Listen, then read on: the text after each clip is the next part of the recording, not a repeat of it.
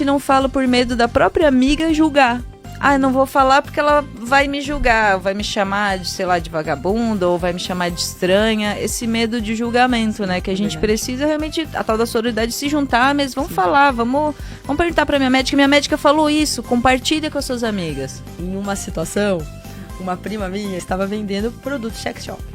E aí, minhas tias todas, a minha família tem muitas tias, muitas mulheres, estavam todas lá no quarto. Nisso, minha avó chega e elas... Ô vó, vai pra lá, não sei o que, estão vendo uns negócios aqui. Ela, isso aí? Isso aí já usei, isso aqui é bom, isso aqui é ruim. Toma! Na época ela tinha, sei lá, 80 e tantos. Mas foi muito engraçado. E eu lembro que uma das minhas tias ficou assim, ó.